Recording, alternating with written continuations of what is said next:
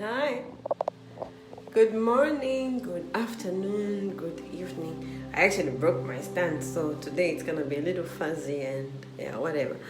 But I have something that I want to share, just in case you're standing in a position where sometimes I stand, where I have maybe not so much things to do, but I have things that maybe I don't really want to do, but I have to do them. Sometimes life is like that, and sometimes we want to go to school. Sometimes you don't want to go to school, but you know it's important that you have to go to school. So you go anyway. And at the end of the day, anyway, you have fun with whatever you're doing. Usually it ends up like that, like, I would have missed such a lovely day. And sometimes when I get this feeling, sometimes I literally, okay, the feelings win. But sometimes, most times actually, just say, you know what, no, I'm not going to leave this day again. So I am literally going to, I have to do this. I don't have any other option. And even though I don't fix this today, tomorrow it will be waiting for me. And maybe tomorrow I won't even want to do it even the more. So I hate postponing things.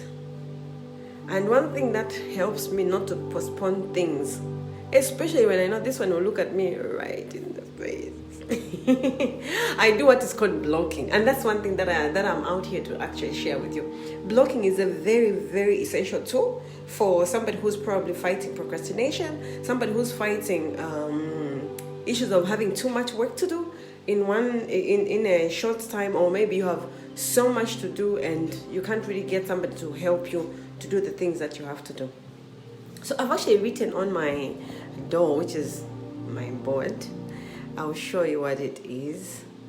Where do I go with the camera? Right there. Okay.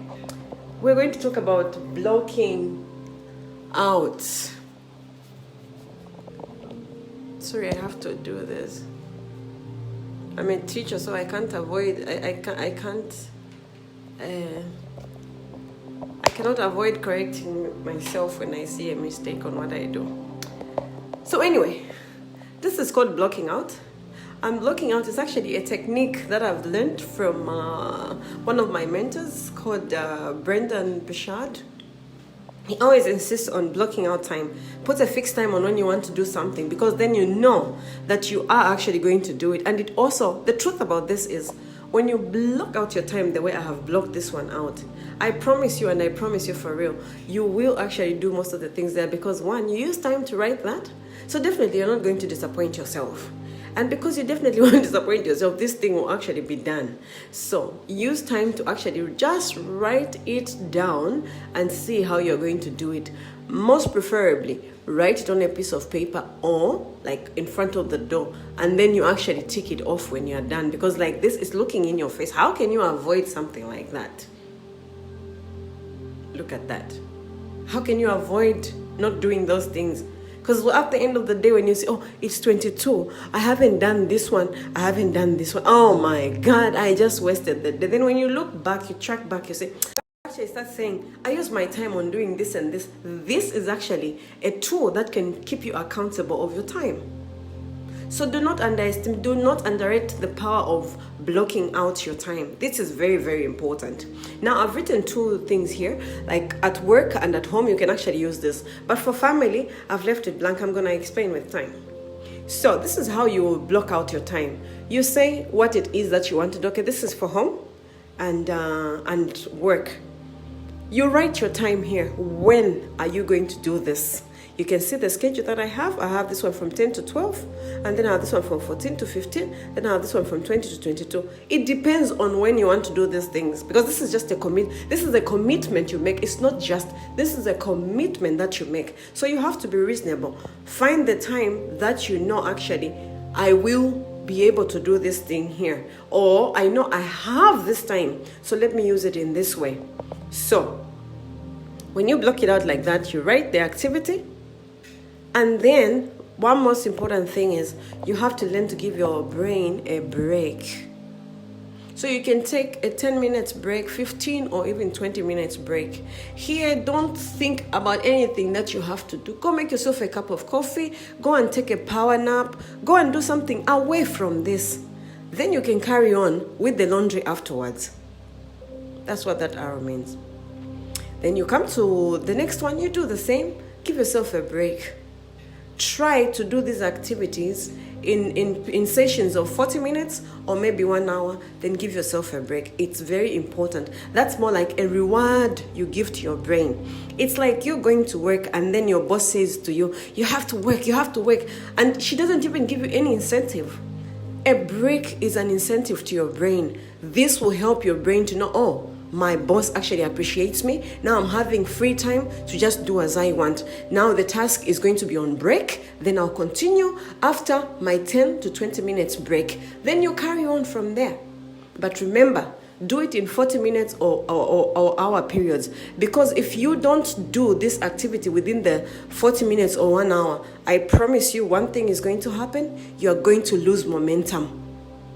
So be always energetic. Keep these power moments. 40 minutes, it's not a long time, but you'll do a lot of things if you're just focused on that one activity.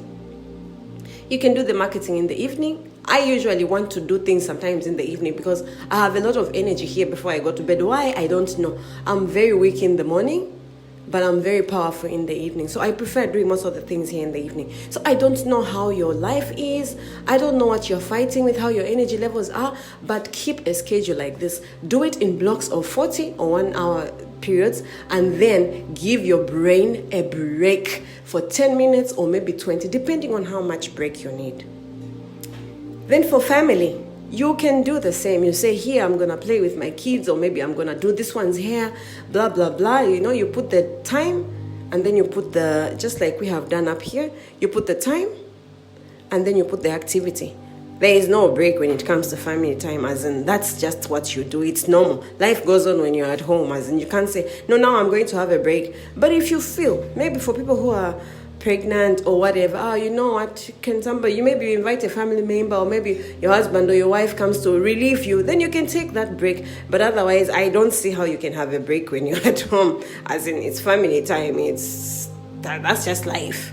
So I don't know how you can do it, but this is my suggestion. Remember to give yourself that 10 to 20 minutes break, and remember to always block your time, 40 to 1 hour, always. Otherwise, you lose the momentum. You can't stay on the same activity for a long time. Your mind needs the rest. That's the reward you give your mind. So that's the thing that I wanted to share with you. Hey, Nakuya. So anyway, that's what I had for you.